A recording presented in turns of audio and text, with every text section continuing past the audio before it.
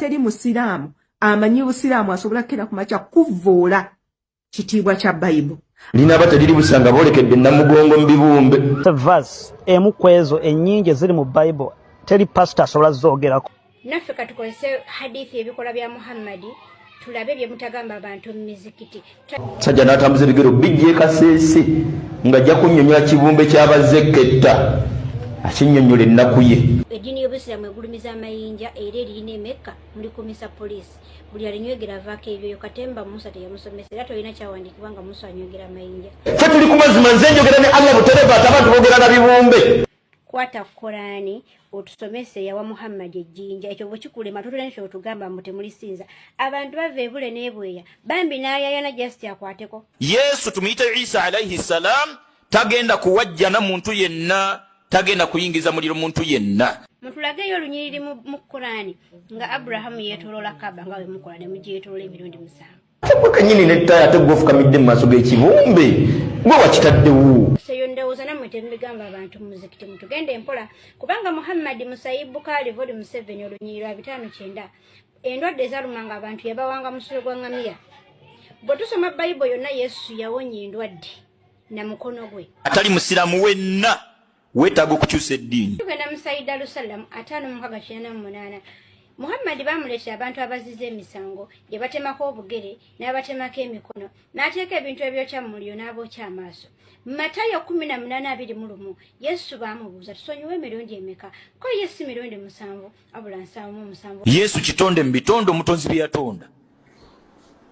Allah ow'ekitiibwa omutonzi waffenna tawangako buyinza bwonna kitonde kyonna. Na Sahih Muslim 1300 Muhammad yagambanga abantu berongose n'amafunfu gwe mabega.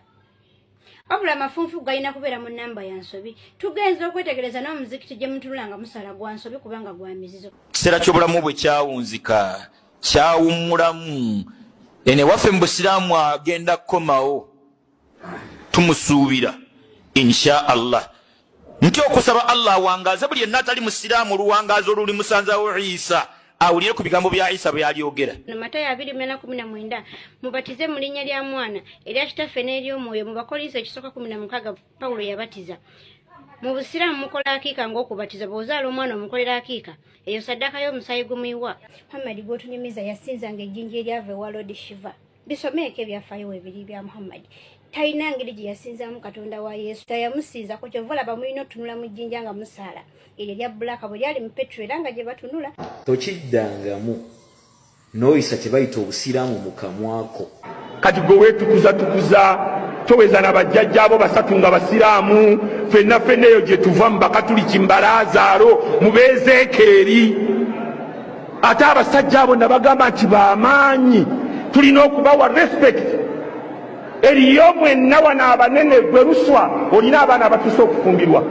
Osobola okuyita mwami Joseph n'omugati jangu kuwe muwala wange nkumuwa omuwase. Oyo n'amala yeetwala yekka mumwabiza n'olumbe.